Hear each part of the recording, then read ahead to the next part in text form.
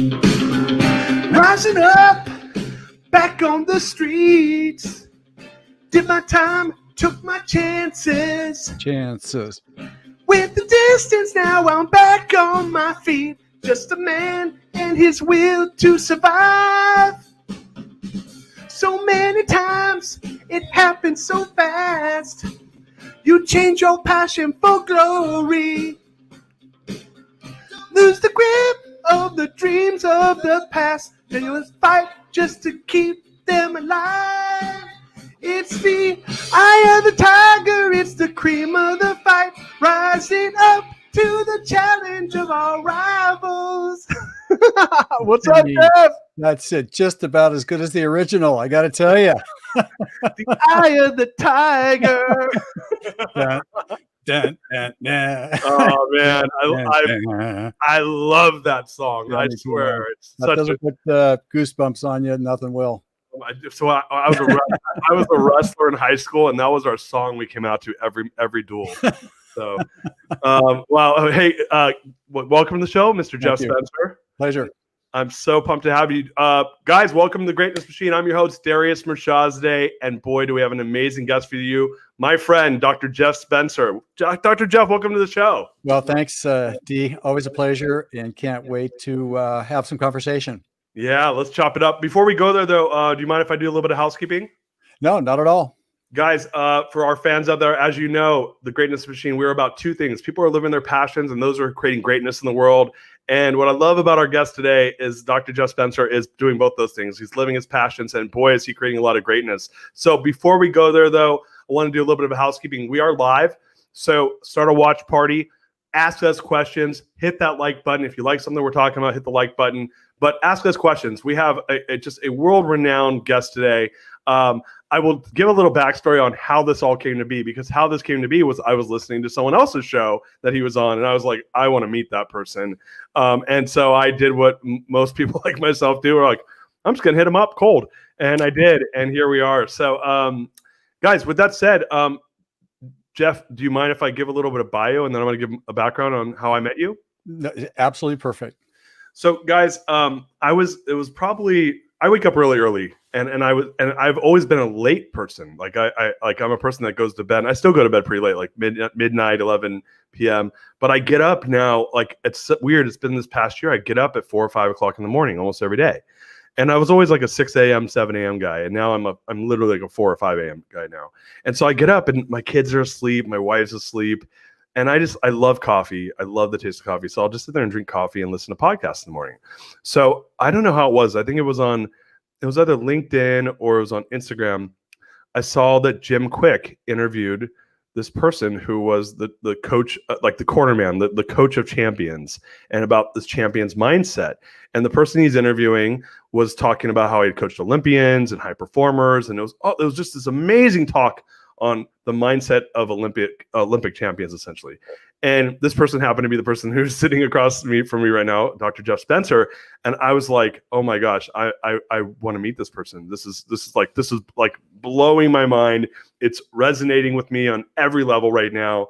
I got to meet this person. And so I think I hit you up on LinkedIn. I just went cold and said, hey, I'd love to talk to you about this thing I'm doing. And so we got to talking, but yeah, it was so cool that you responded, and now we're getting to know each other a lot better, and I will say this, like, you're such an impressive guy, Jeff, and you're so giving, and I really appreciate you being on the show with us today. So thank you for coming. My pleasure.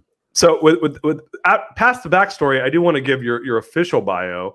I always like to do my own, but so Dr. Jeff Spencer, you are a highly sought after speaker and coach to over 40 athletes who have won Olympic, world, national, and Tour de France gold medals.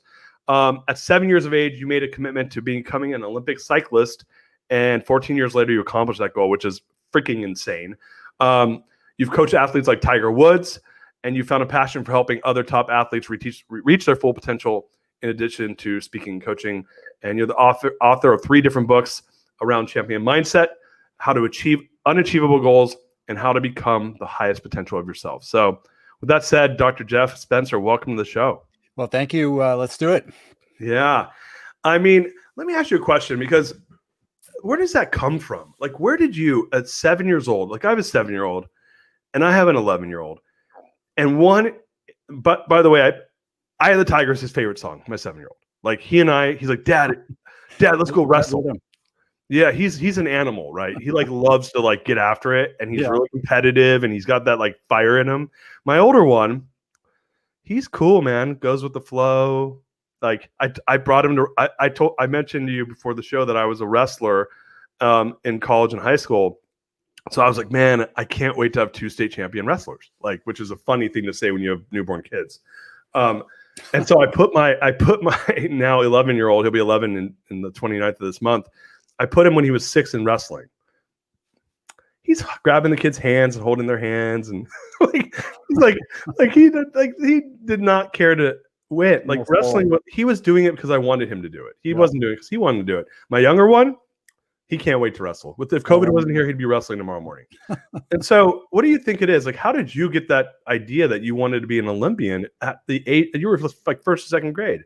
Yeah, I don't know. It just popped into my head, but I guess I'll say that I've always had the self-start gene. I've never been able to, I don't require anybody's motivation.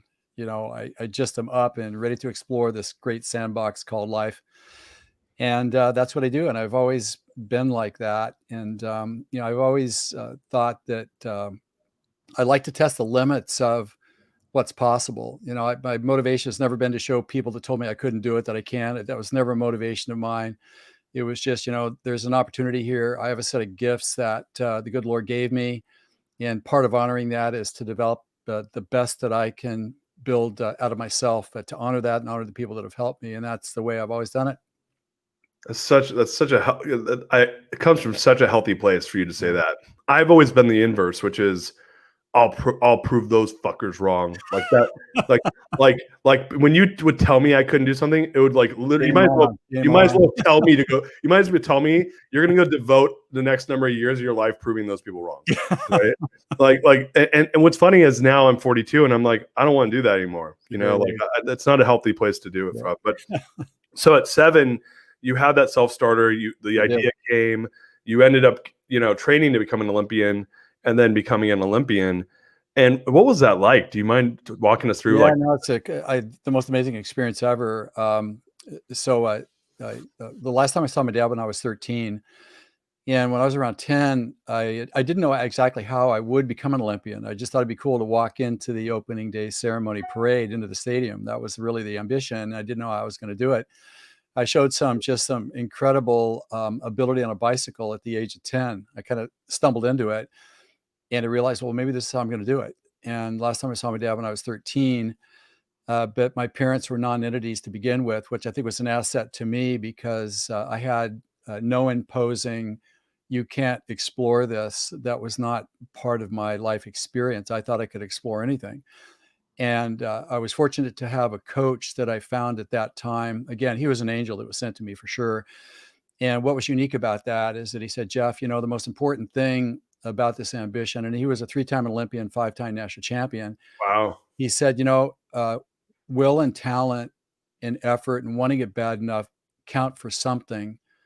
But what creates a winner is to understand the skill of winning. Winning is a learned skill. And I'm going to teach you the skill of winning, which is what he did. And of course, my fitness and the tactical side of that was developed simultaneously with this. But I feel that he showed me a methodology and a method that allowed me to hold the ambition of that sacred, to usher it through the minefield of how many people get derailed. And I never got derailed. I just continued to get better and better because I followed his advice, and I followed everything that he said meticulously because I trusted him. And he was just an amazing human being, but he taught me the skill of winning. And then there was another part to this that was extraordinarily important, is that when I was 18, I was a sophomore at the university. No, wait a minute. I was in high school still.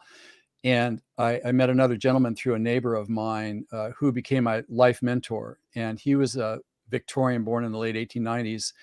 And he was a true Renaissance man. He was a war correspondent in World War I. He was a trained metallurgist from the university. He was a Shakespearean actor, poet, playwright, very well published. He won an Emmy for a film about his creative philosophy, and he developed a whole new type of art glass sculpture that had never been done before. And he chose me, the athlete, to be his apprentice, which is a very unlikely choice, but he saw something in me. And when we worked and I helped him create his masterpieces, he would play at lunch and at the breaks classical music. He would read the poets to me.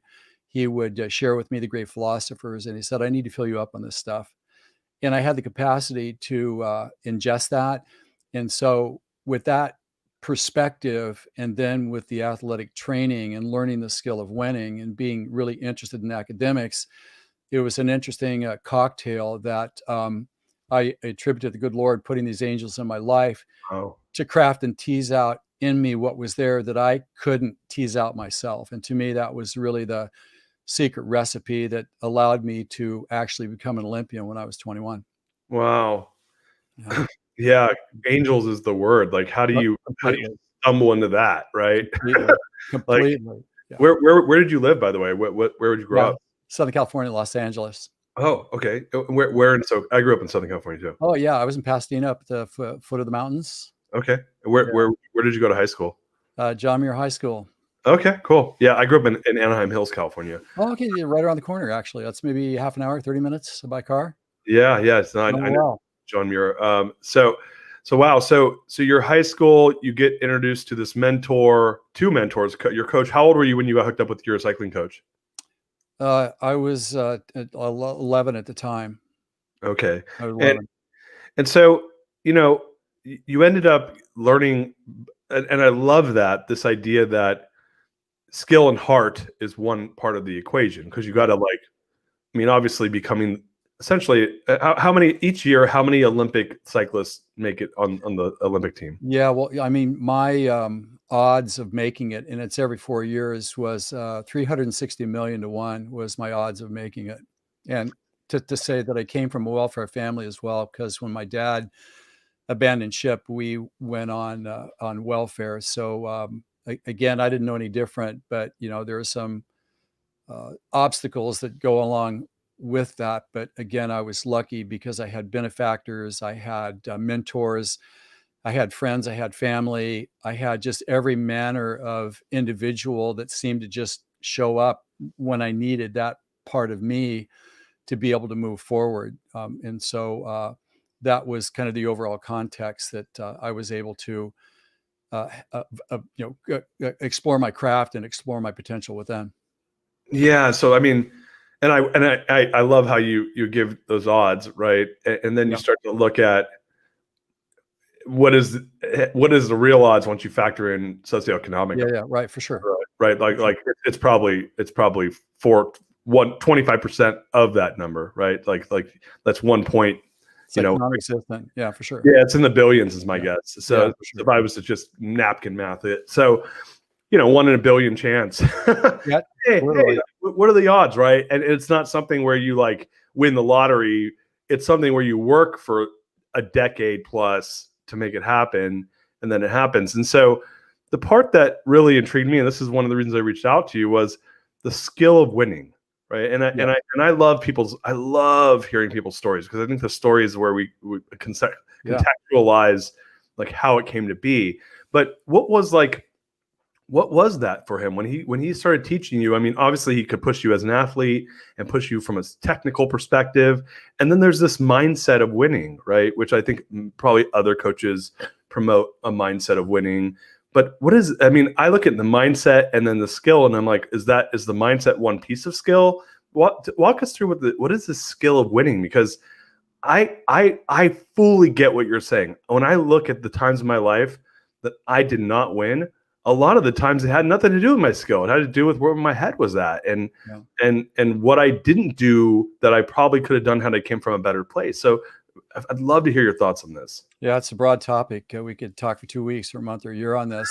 One of my all-time favorite topics, by the way. But I would say, just to answer your question there, is that when we think of mindset, people really think that I'm just going to mow anything down in front of me because nothing is going to stop me. That's kind of the way that people think about it. Or I'm going to think my way to a place that I believe I can get to, or if I see it, I can achieve it. And all of those sound good, but they don't deliver, because you can't get to a place that you don't have the skill to get to. It's not possible. Mm-hmm. And so with that, I would say that there's several parts as it relates to this. And let me go through a couple that I think that are extraordinarily important. First and foremost is to realize that the way that we're made up, we're actually, our human nature has two concurrent mindsets that are at war with each other 24-hour a day for control of our decision making. We have what I call the human mindset, which are natural survival instincts that all of us have, that we can take action on, that happen faster than we can think, that's really not us. So for example, have you ever been in the presence of somebody where you said something that sounded so right in your mind before you said it, but then when you said it, it's like, why did I say that? That was the stupidest thing I ever did. I'm embarrassed. All the time. Well, welcome to the club, right? And so that's our human nature talking on our behalf, but that's not really us. That's the imposter us. I mean, to me, that's the real imposter. But then we have another side of us that really wants to create a life of value and contribution. And that's the champion side. But from a biologic standpoint, survival is our first imperative, and everything is geared towards that. But survival is really fear-based responses and reactions. Mm-hmm. Like, for example, what do I stand to lose? I don't know if I want to do this. I'm going to lose this, or I'm afraid, so I won't even try, or there's a variety of different things that occur to us that are solutions that are based on fear. And there's no way you can create a life of excellence if that's how you make your decisions. But we have this champion side that doesn't get first dibs at every moment, because creating excellence is not a biologic imperative. It's really a soul imperative. And so every day we get up, that low grade anxiety every one of us feels every moment of every day that's sitting in the background. Well, that's the conflict, because part of us is telling us to do that, and another part of us wants to do this. And they're at war with each other 24 hours a day. And I think we need to recognize how that game works within us, because it's not something that we ask for. It's just part of how we're hardwired biologically. And when we understand that, and we understand that self-talk is our survival self trying to talk us into survival solutions, that we can't create excellence if we make our decisions through the mythology of what it's telling us. But if we listen to those things that history has proven to be true, I mean, the champions have already told us what to do in business, sports, and entertainment. You just look at what they're doing, and through observation, we can see what they did to get to where they want to go. But that may be contrarian to what our human nature tells us. Like, to me, the most important word in the prolific achievers vocabulary is restraint. It's more about what you don't do than what you really do. And I think in the human mindset and the common conversation is, you just got to go for it. And the person that works the hardest is going to get there. But there's a lot of people that work really hard that don't get anywhere. It's because they're not doing the right thing at the right time. So I think first and foremost, we need to understand that. The other side of this is that the champion's golden rule is you do the homework and the test is easy, which means that your preparation is everything. How you prepare is really how you perform. Mm-hmm. And you ask any Olympian how they won the gold medal, they say, I don't know. I just showed up and I trusted my preparation, and the preparation won the gold medal for me. So really it is about preparation and being ready. So when you jump into the arena, you let your preparation execute itself in real time to produce your best results. And that's a hard thing, because we're asking ourselves to give up effort and pure will for being subservient to that which comes as the product of our preparation. But, that's the secret. And the champions know that, and that's why they're the golden rule. And one last thing I want to say here is that when we kind of look at this idea of preparation, that's everything happens before we actually jump into the arena. But there's a really important transition there between the preparation and the performance.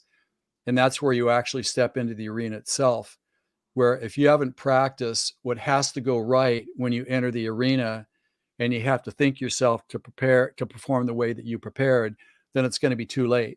And I think a lot of people don't recognize that. They just think, if I prepare well, I'm going to perform well. Well, it's different, because when you step onto the field, the dynamics change. People start to freeze.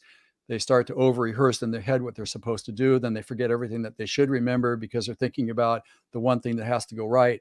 I mean, it gets really convoluted there. So I, again, say that there's a really an important path that I've kind of rediscovered, so to speak, that if a person follows the path, you're going to get in a winner's circle more often than not and do some things that you're capable of, but you haven't been able to, as of yet, accomplish those certain things. So, wow, I'm like my brain's going a million miles an hour right So I now. love you, man. Yeah, no, this is. I was just thinking back to my last wrestling match, which is when I was in high school, which was, to your point, because if you go down the list of all the Olympians, right, that are there, and who wins the gold versus who doesn't, it's like, my guess is there's probably a pretty minute difference between effort, as far as like, Yeah, for sure. probably in the top 10% or whatever, right? Like, as far as the amount of work, what type of work they're doing, there's probably pretty minimal differences there. I don't know if that, I'm making major assumptions right now. I think you're correct, for sure. Yeah, So then, on paper, everything's pretty close. right. So like, they did the reps, they did all that stuff, Yeah. right? But the first part and the last part, and the last part being that I guess it's maybe, is it that part of you where, why are you doing it, right? Are you doing it from this, and I'm going to use maybe the wrong words right now, scarcity mindset? Are you doing it from this place of anxiety, this place of trying to prove you're worth something, versus coming from it from, again, for lack of better words, from the position of the artist, where like the joy of the moment and the actual enjoyment of excellence? I think that's a really hard thing for people to do. I actually don't think people take the time to do it, if you want to know the truth, because if we're talking about the champion's golden rule, do the homework and the test is easy. So when we're talking about the homework, that's everything that you do before you perform. And in my opinion, and in my model, the very first step in preparation is to gain clarity on the goal and decide. There's all sorts of types of goals out there. There's big, hairy, audacious goals. There's moonshots. There's a SMART goal. But as far as I know, all the champions want to make sure that they've got the right goal. And so there's a criteria that I use with my clients to make sure the very first thing that we do, we make sure that what we're proposing to pursue, the provisional goal, is the right goal by exposing it to a certain criteria to confirm that, in fact, it really is. And we're not presuming that it is unless we've done a vigorous vetting of it. And the second thing that we do in preparation is that we look at the motive. Like, why exactly am I doing this? What are the reasons why? Because when we understand the why, because we've gone through a thorough vetting of it, pen to paper, and we've really fought for those answers, then it gives us drive. And if we don't take the time to really look at that, we're not going to have the drive necessary to do the extraordinary. And then the third thing that we do in preparation, we haven't even stepped onto the field yet. We're not even pursuing the goal. We're just preparing for it. We're asking ourselves about the goal itself. Number 3 is impact. Like, what's the impact of this goal going to be on me, on my legacy, on others, and the world around me? And why that's important to ask those questions, and really fight for the answers, is because when we understand impact, then we have a different level of purpose. Because if I know how I'm going to show up here for Darius, I'm going to make sure I show up the way I need to show up. If I'm doing it just for myself, or I don't know, I'm going to show up maybe 10% off of what the experience could be. And then you've got to have the mindset as well. This is where you really have to vet yourself. Do I have really what it takes to address the challenges that will be associated with the goal that I'm pursuing? Like in my case, you mentioned it was 10 years to go from declaration to become an Olympian to becoming one. But what if I didn't become one? Then I was still responsible for that 10 years. Could I actually handle the fact that I may get there and not be part of the team? So mindset has to be looked at also in preparation before we even start. And then the final thing in preparation is make sure we have the resources. Do we have the knowledge and the skills? Do we have the team? Do we have the materials and supplies? We need to make sure that we have enough to at least get started, because when we've vetted those 5 things, then we are clear about what we're doing and what it takes to move forward. Our anxiety is low because we know that we have the right goal. And I think most people don't take the time to prepare well enough, and they begin pursuit, and then they may discover later, well, I don't understand why I did this, because this isn't what I anticipated it.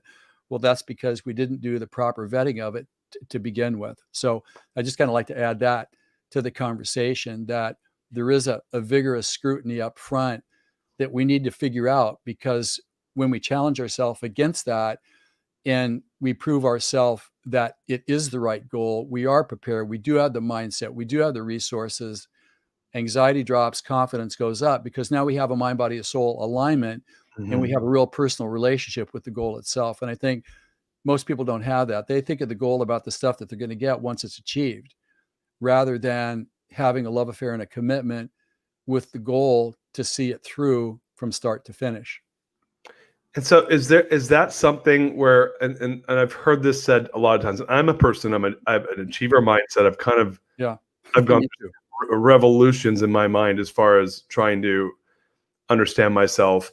But one of the things that I always found was I kind of did it the way you're saying right now, which is, well, when I reach that goal, then I'll have this feeling, right? Of course.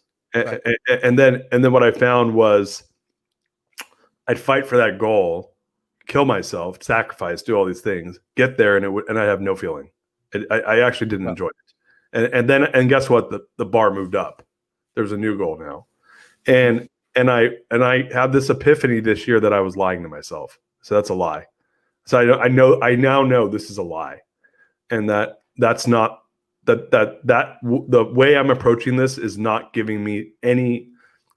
Maybe it was clarity around the goals wrong, but what the reason I'm saying all this is that I hear a lot of people say you need to have, like, the journey I say this goal, like you got to enjoy the journey. You got to have a passion for the journey, right? And what I'm finding is, to your point, or at least my interpretation of what you're saying, is that the people that have those goals, they do enjoy the journey. They have that love affair with that goal. But part of that's having a love affair with the process of getting there as well. Is that what you're saying? Well, I'm saying that you have to vet the goal first to make sure it's the right goal. You have the right motives. You understand the impact when it's achieved, and you have the mind to be able to embrace what it's going to take to get there. And you have enough resources to get started with confidence, because if you don't have those things, then you're not really assessing what your experience in the journey is going to be until you're really in the heat of the battle. Right. It may not be what you think it is. So I feel that, again, I think we should fight for something that has high significance to us, that will be something that honors how we have honored our will and our talent and our opportunity through this dimension. I think that's really important. And without a vetting, we don't have that intimate connection necessary to fight for the lover. You know what I mean? It's like, if we have something that we have vetted, that we hold sacred because we've scrutinized the importance and the value of that, in terms of honoring our talents, in terms of, look, every time we win, we say thank you to our friends, our family, our benefactors, and our mentors that gave with unconditional love to us. And that's the best thing that you can do for these people, is to win, because that's why they spent the time with you. And when we do win and succeed, that's honoring our talents. And there's 7 billion people on this planet right now, and there's only one of us. And so we have a unique opportunity here to showcase a once in a creation person, and that's capable of manifesting certain things. And I feel like part of why we're here on this planet is to really honor our talents, not to showcase us, but to honor the privilege of the gifts that we're all given. And when you look at the people you've worked with, by the way, man, like, my brain is literally exploding right now. Get some ice cubes. I love it, man. Yeah. This is like, you're like speaking to my soul right now. Well, thank you. When you look at, I mean, you've worked with some pretty insane people. I don't know if you're allowed to talk about who you've worked with, but I know some. Do you mind sharing with us some of the people you've worked with?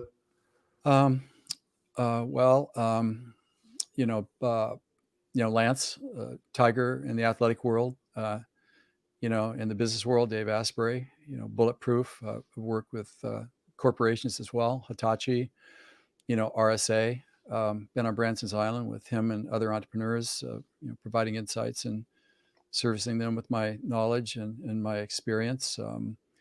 So the archive goes pretty darn deep, actually, in all categories, I might add. I feel like I can hold my ground in any category. You mentioned athletes early. I don't have one athletic client right now. Everything's in business and entrepreneurship. That's a real sweet spot for me. But, as big as people can play is the game that I play at.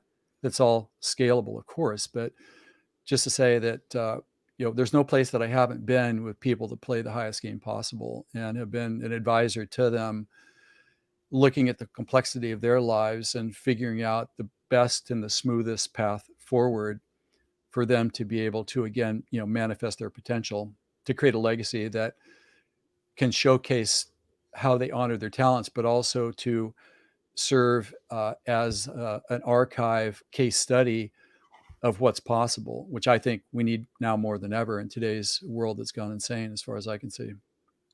And so I asked that it wasn't because I felt like it was a necessity for our Yeah. audience to hear these like big names. The reason I asked that was that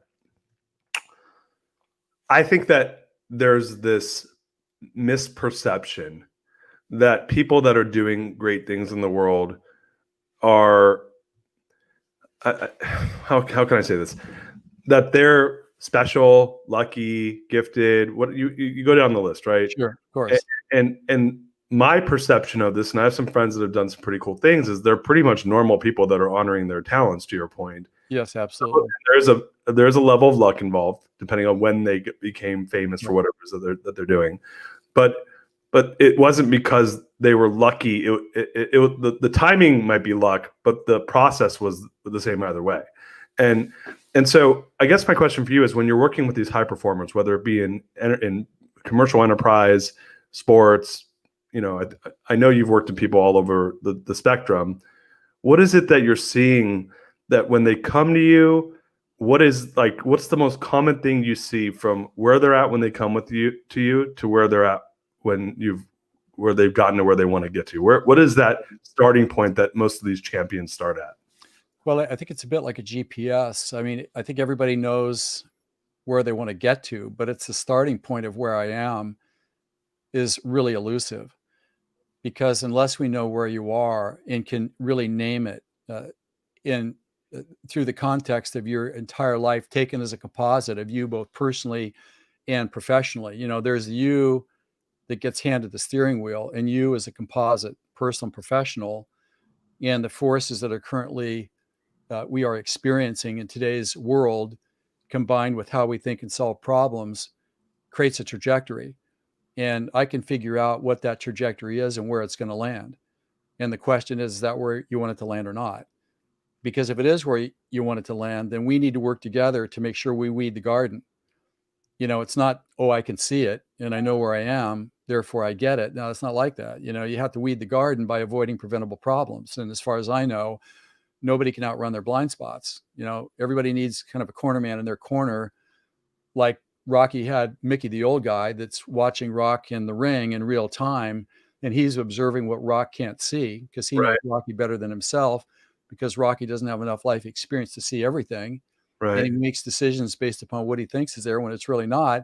Then it could be catastrophe. So we need to make sure that we establish where you are, and then we can determine, number one, based upon where you are, what haven't you done and what are you carrying forward that can really hurt you later that you don't even see? And we need to make sure that we address that first so that you remove a potential future disaster, because you can't outrun what you don't know. You can't outrun your blind spots. And then we can say, well, okay, Darius, since you're here, we can anticipate this coming around this corner because history tells us, based upon our current knowledge of you and what you're thinking and where you are, we can look at what the problems and challenges that you will face are. And what do you say we walk around those and let's let the amateurs step off the cliff because they didn't do enough, pre-op investigation. And that way, then we also have to adjust. So kind of in my opinion right now is that the idea of what I'm currently doing with my clients is that, and they, play a big game. And it used to be, well, we want to go for big, faster, sooner. But I'm saying I'm not sure that that's really the right thing to do in the changing landscape of today's world. I think the strategy, like right now, if that's the right word, is really, well, let's take a look at risk abatement and risk avoidance. And we do that by doing three things. Number one, do we have the right pacing in what we're doing? Because we don't want to get ahead of ourselves.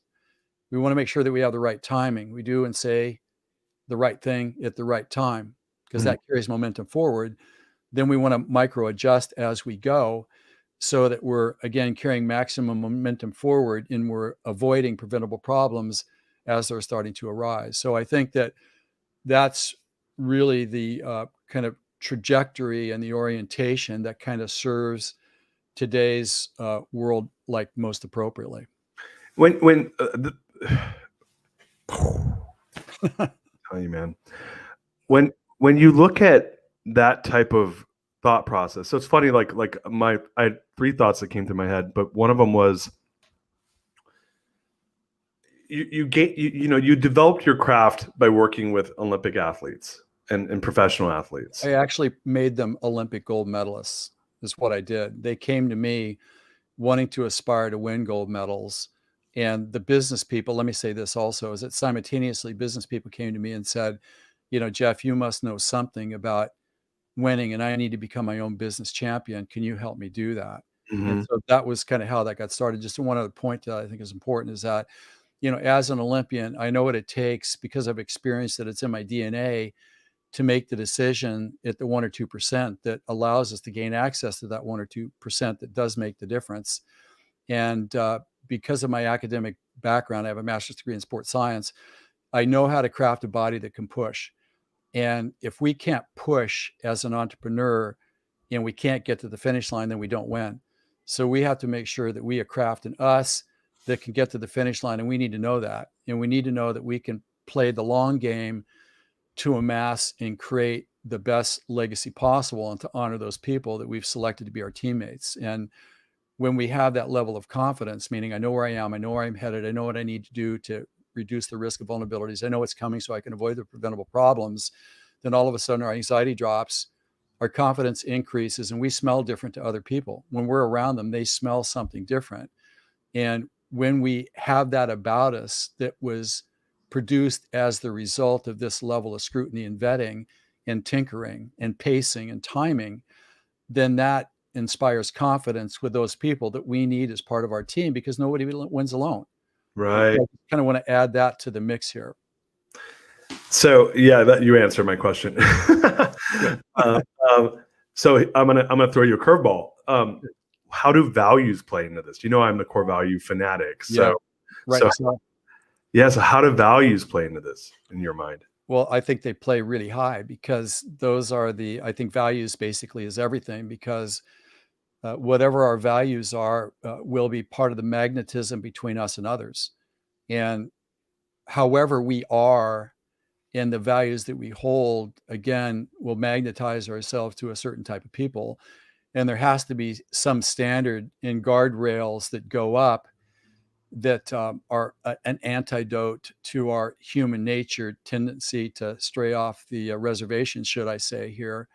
And we need core pillars to be able to organize and create a system against, but it also acts as an insurance policy for the people that we will bring into this to support us. So I think it plays a multiple of functions here that deservedly deserve a place very high in the hierarchy, perhaps 1 or 2 places at the top of what we need to establish early on to make sure that our true north heading is truly towards the North Star. So I asked you in the onboarding for you to give us your 5 values. Could you mind if I read them? No, I'd love that. So first of all, Jeff's favorite song is the Star Spangled Banner, and I told him I wouldn't butcher it on air. and I, by the way, I love that song. Like, man, that song sends goosebumps down my spine. Me too. And I love the Star Spangled Banner. It's seriously like one of my favorite songs too. It was funny, I hadn't thought about it to you till I read that it was yours, and I'm like, I think it's one of my favorite songs too. But your 5 core values are punctuality, courage, integrity, charity, and persistence. Yeah. How have those shown up for you in becoming the Dr. Jeff Spencer that you are today? Well, first and foremost, they've kept me in the game. at very difficult moments, in my early youth, and they served as guardrails to protect me against myself and my own presumptions. And they've allowed me to have a level of pacing and timing, and a reverence for possibility, and a respect for being able to deliver on opportunities to showcase with intense gratitude and thankfulness to those people that have served me well. Another thing I'll say about this is that I have always answered the call fearlessly when I get called to something. I was like called to the Olympics. I felt like the Olympics chose me. The 5 areas that I've been extraordinarily successful in, I didn't jump around because I was bored, or just to amuse myself, but certain things showed up at a certain time that I was called to do, that I was very willing to assume a subservient role to a calling rather than to have everything my way. I'm okay with that. In how those values played into this is that they gave me the energy and the presence of being to be able to execute what was possible within those domains that I was called to. And so at the end of the day, I feel that I've done everything in my power with the best of my ability to, live a life of honor, to show up for duty when called to duty. And an example of that, what I'm most proud of, is the adoption of my 10-year-old, of my daughter, who's now 22 at the age of 10, from Colombia. And I can honestly say that when we adopted her, I realized, because she didn't speak English, we didn't speak Spanish, she had no school. She's now in America at 10, severe PTSD and ADHD from getting beat up and worse for the first 10 years of her life, parasitic ridden body. I realized, I told my wife, it's like, you know what? We called her into our world, and we have to service that with honor. And so starting tonight, I have to cut 90% of my workload out to be her father. Wow. Which I did. 90% of my income was gone overnight, but I had to show up, and I had to perform, and I had to deliver on the promise. And I did that. And it's been the hardest thing I've ever done. The Olympics was easy compared to this. Wow. Say that what I've learned, from this experience has been the biggest gift of ever, because it gave me something to really fight for and to put myself aside, which I was okay doing. But the glue there was the values that you just shared with me that I told you previously. So that's the role and the importance of values in my life. How do you mind if I ask a little bit about the No, adoption please. of your daughter? Yeah, please. How did that come to be? How did you decide that you were going to adopt? It sounds like it was a really traumatic childhood for your daughter until Oh, she the came to worst. you guys, and you told me a little bit about it before the show, but Yeah, but when we talked the first time we spoke. But what how did that come to be for you? That's a really intense like experience. Yeah, especially at 58. We adopted her when I was 58, the height of my career, and again, we were called to it. You know how kind of ideas occur to you, Hmm. and then some jump off the radar as soon as they jump on, and you don't think about them again. But this one kept coming back and back again, and we then decided to pursue it, which we did progressively. And we chose Colombia because one of the Tour de France's I did 9 Tour de France's. We won 8 of the 9 that we did. I was involved in. Hard sport, by the way. Is that we had a Colombian on the team, and I love this guy because he had this beautiful skin, he had these beautiful teeth, and he loved his family, and he loved God, and those things are all really important to me. But he showed up happy, and the tour is not a place where you're happy, because you're going to suffer like you've never suffered before, mentally and physically, over 21 days, and you can't go home, you can't sleep it off, no family, nothing. You got to put your clothes on and you go to work. It's like freaking brutal. It's the ultimate life clinic, as a matter of fact. And he showed up happy every day. Like, okay, I'm going to put my clothes on. You're going to get the best of what I've got. So that was really the inspiration to pursue a Colombian adoption. And we were matched with the child, and she was raised as a criminal. Didn't know it at the time, but I mean, it was as bad as it gets. But again, let me say this: is that had people shown up differently for her, her life wouldn't have been what it was. And the scars that she still has that run deep, it's hard to say how much of that can be, eliminated. Don't know. But all I can say is that she didn't ask for any of that.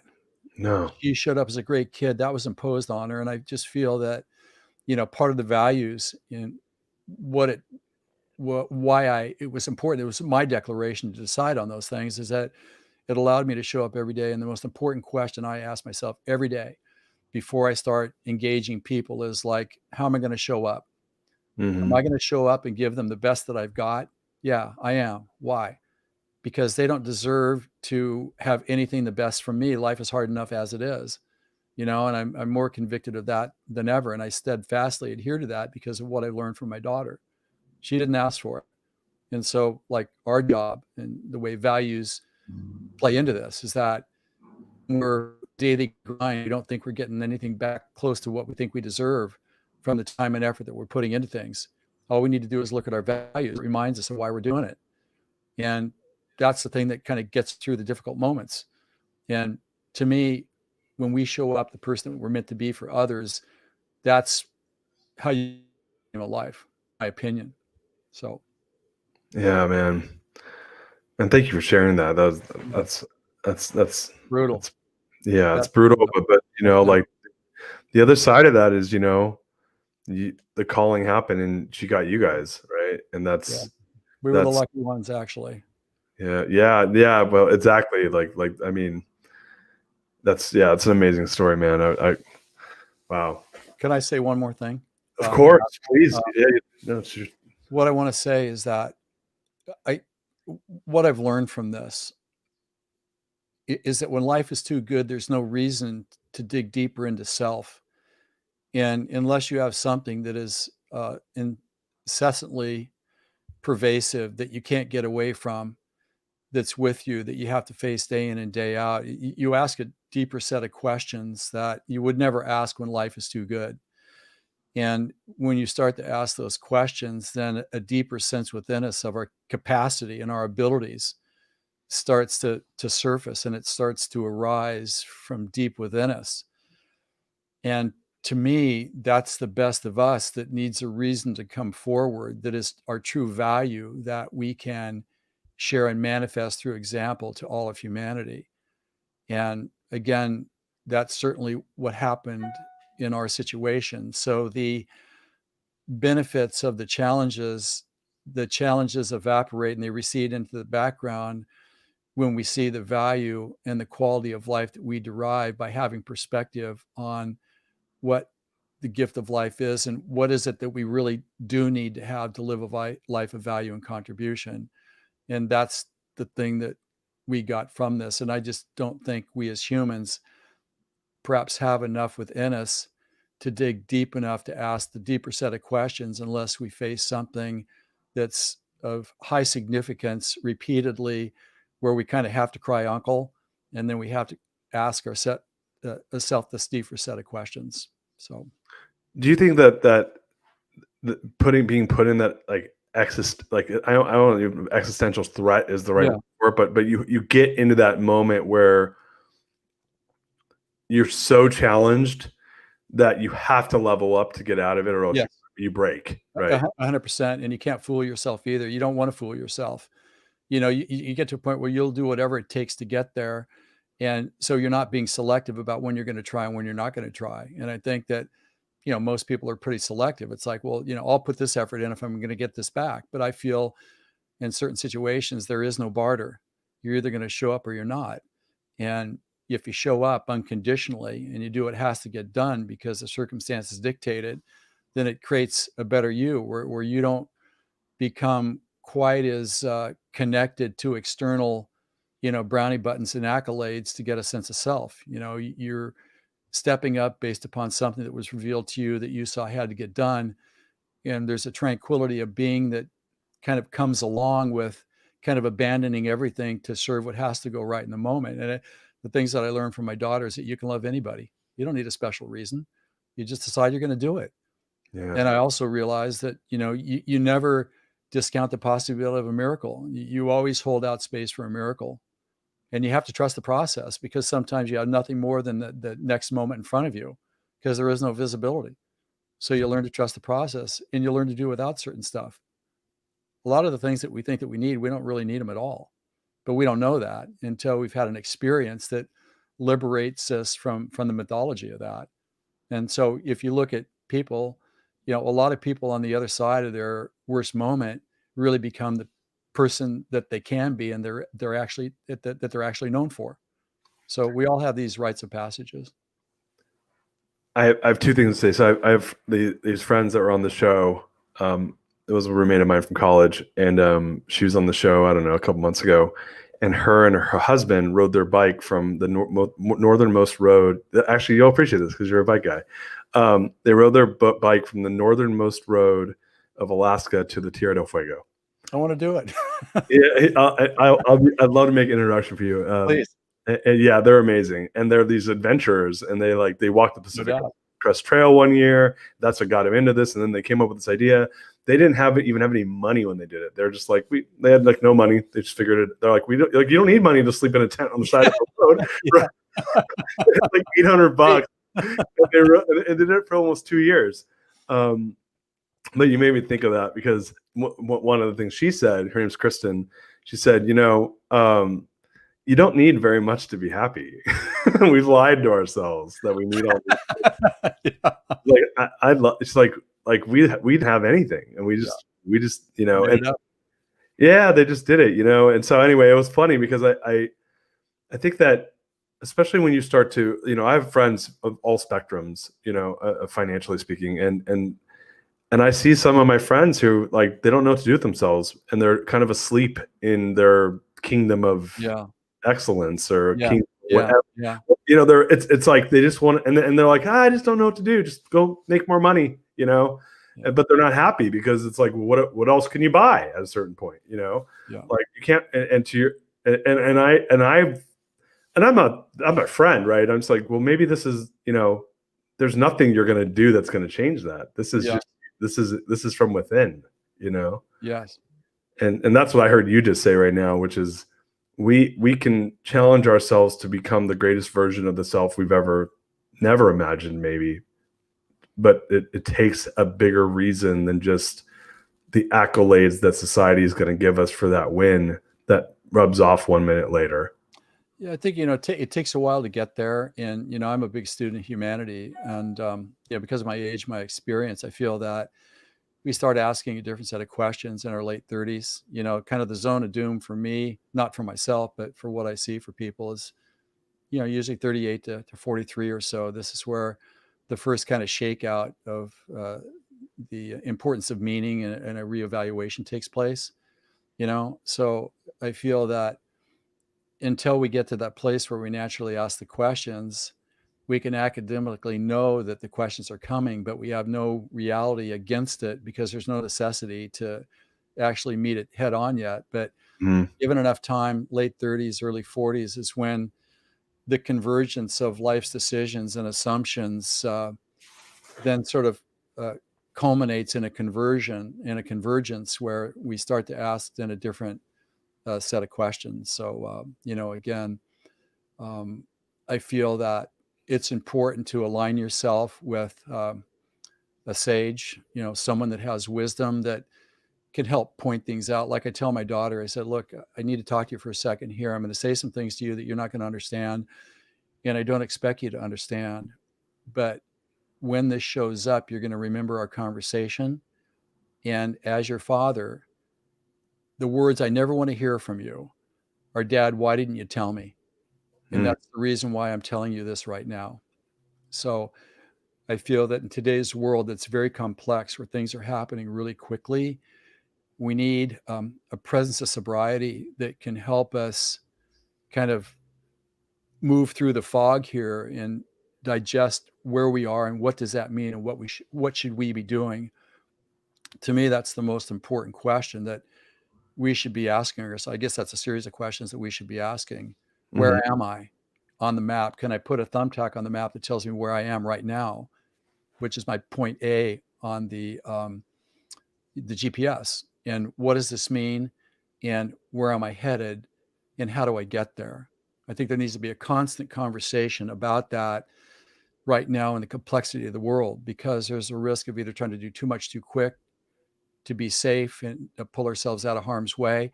A lot of times that puts us in harm's way because we're trying to do too much too quick, or we're not responsive enough and acting quickly enough. The window shuts and now we're caught with our pants down. So just to speak to the point here, I think there needs to be a constant conversation where we're kind of adjusting our trajectory as we go based upon what the reality of where we are really is. So I know we're running towards the latter part of the show, and this has been an incredible show. I'm so grateful to have you here with us today. Yeah, it's been so cool. We got a new year coming. It's been a pretty tumultuous year for a lot of people. Some people have had great years because this COVID thing helped them. Some people have terrible years because of the state of the world. But I do think that there's we get to press the reset button on January 1st and fight for another year. Yeah. And not everyone in the world gets to work with a Jeff Spencer, gets to have access to you. What advice would you give to people that are trying to level up and become the champion version of themselves if they're not necessarily in a position to work with someone like you, just an average person that wants to do above average or great things? Well, I think associate yourself with some people that are a bit more experienced in the areas that you have aspirations in, to help provide for you the reality of what the path is to go from where you are to where you'd like to be. So you have some reality on what that's really going to take.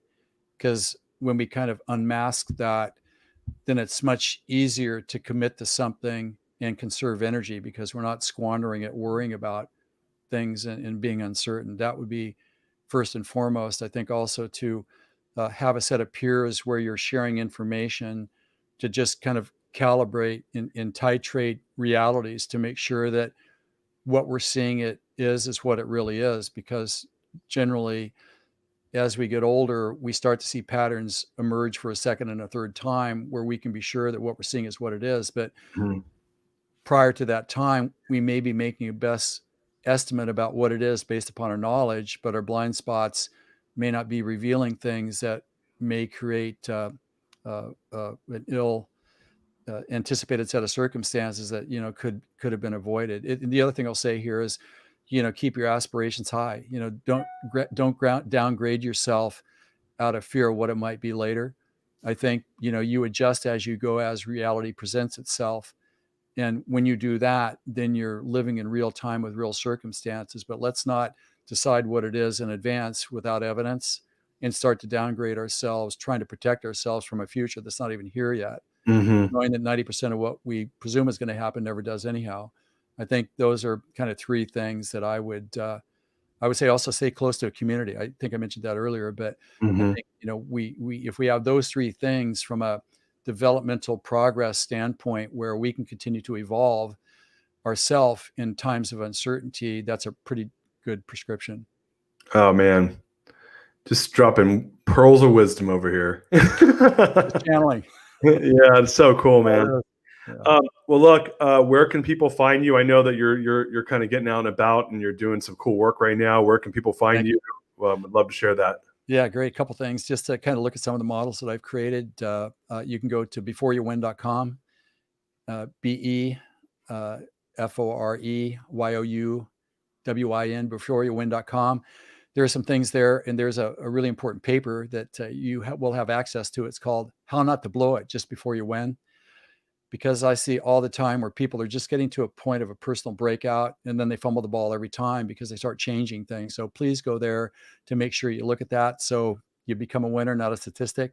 And then if you'd like to have a broader, perhaps deeper conversation, then you can go to my website, drjeffspencer.com. And if you'd like to have a conversation, you can just fill out an application. It doesn't obligate you to anything, but it's just an opportunity for us to perhaps have a call together and have you share where you are and what you're thinking, and see what and how I might be able to support you. Awesome. Is it Dr. Jeff Spencer doesn't have the dot in it? It's just Dr. No, yeah, it's DRJEFFSPENCER. Yeah. Hey, Jade, can you make sure we put that across and you can run that on the show notes? That'd be great. So yeah, we'll make sure that's up and it's in the comment section, and would love to promote that.